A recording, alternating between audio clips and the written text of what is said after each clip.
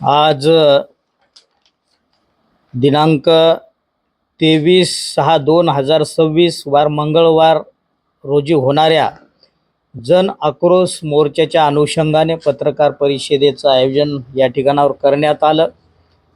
श्रद्धेय ॲडव्होकेट बाळासाहेब आंबेडकर वंचित बहुजन आघाडीचे सुप्रीमो, सन्माननीय अंजलीआई आंबेडकर, सुजात भैया आंबेडकर यांनी विशेष याकडे लक्ष घातलेलं आहे। आजच्या पत्रकार परिषदेसाठी उपस्थित श्रद्धेय ॲडव्होकेट बाळासाहेब आंबेडकर यांचे अतिशय विश्वासू नेते, मागच्या टायमात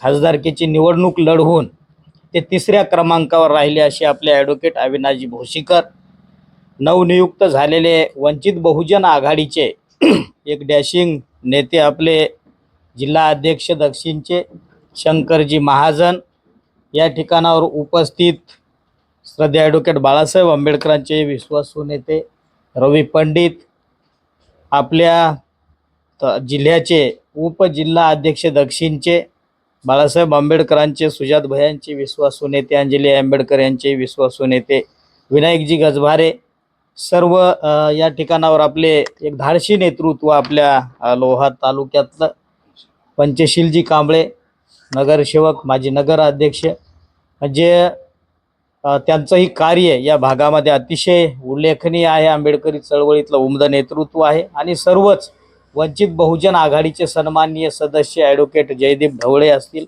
सर्व सन्माननीय पदाधिकारी, कार्यकर्ते, सर्व पत्रकार बंधू यांनी म्हणजे जे या ठिकाणावर या विषयाला जगासमोर आणण्याचं काम केलं, मी आपल्या सर्वांना सुद्धा म्हणजे धन्यवाद देतोय। कारण पंचरंगी धम्मध्वज जो आहे हे मुळातच शांतीचं प्रतीक आहे। त्याच्यामधल्या 5 रंगाचाही इतिहास वेगळा वेगळा आहे, मी विस्तारपूर्वक काही आपल्याला सांगणार नाही। पण त्या शांतीच्या प्रतीकाला जर कोणी हात लावण्याचा प्रयत्न करत असेल तर आंबेडकरी समाजच काय, इतर समाजसुद्धा आमच्या सोबत आहे।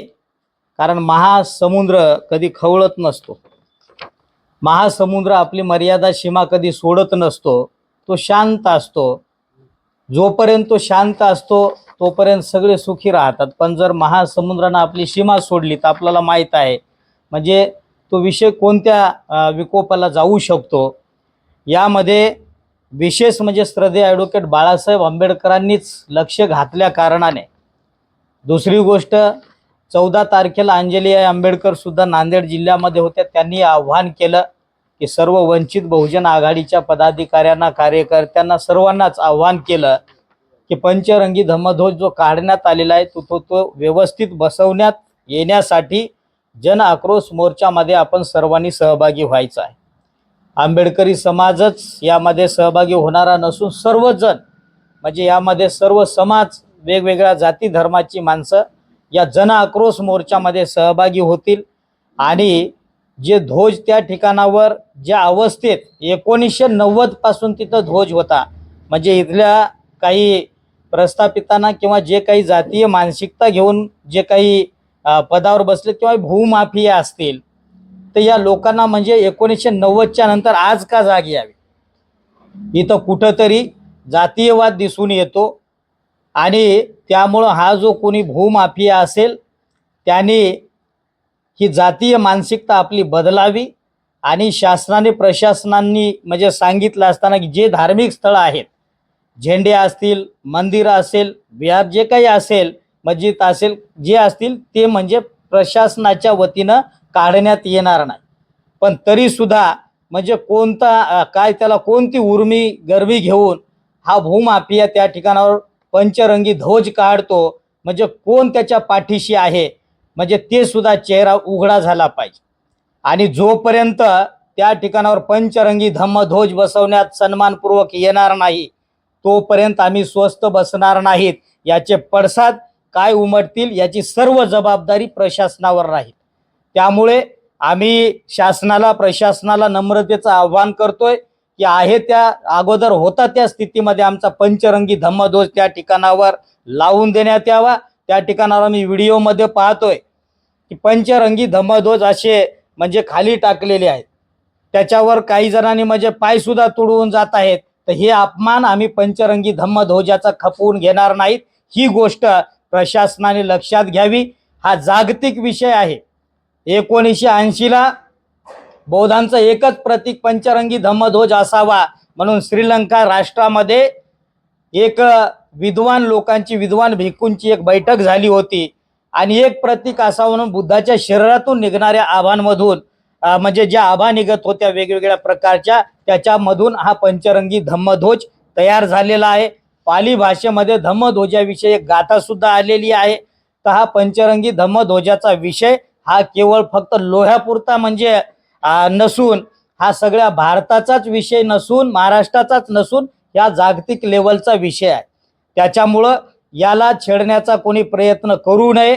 श्रद्धेय ॲडव्होकेट बाळासाहेब आंबेडकर, सुजातभाई आंबेडकर, अंजली आंबेडकर यांच्या मार्गनिर्देशानुसार म्हणजे जन आक्रोश मोर्चा हा 100% हजारोच्या संख्येनं याच्यामध्ये आमचे समाज बांधव, इतर जाती धर्माचे बांधव याच्यामध्ये सहभागी होणार आहेत.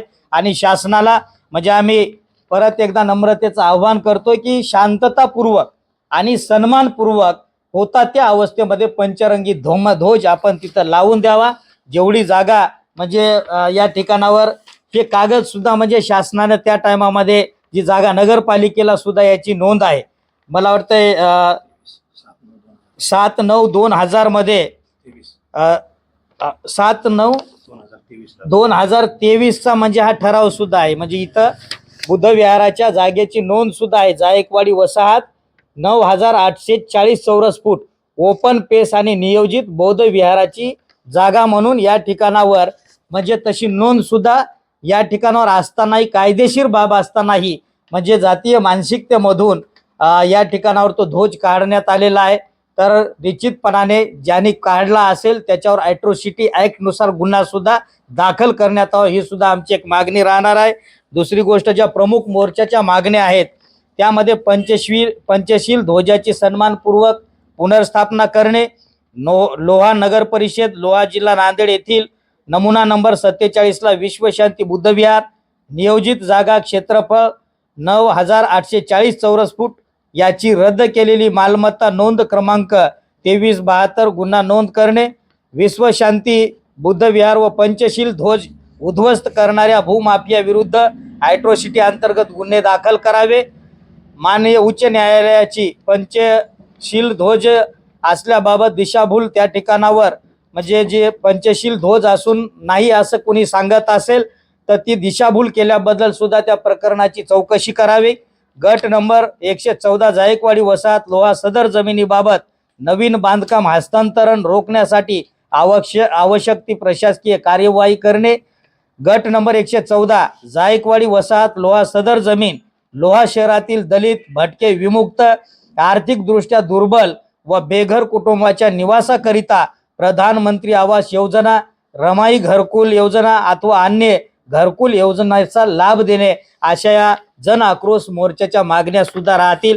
मी सर्व समाज बांधवांना नम्रतेचं आव्हान करतोय की आपण हजारोच्या संख्येनं या महामोर्चामध्ये, आक्रोश मोर्चामध्ये आपण सहभागी होऊन प्रशासनाला जाब विचारण्यासाठी आपण तहसील कार्यालयावर धडकणार आहोत. सर्वांना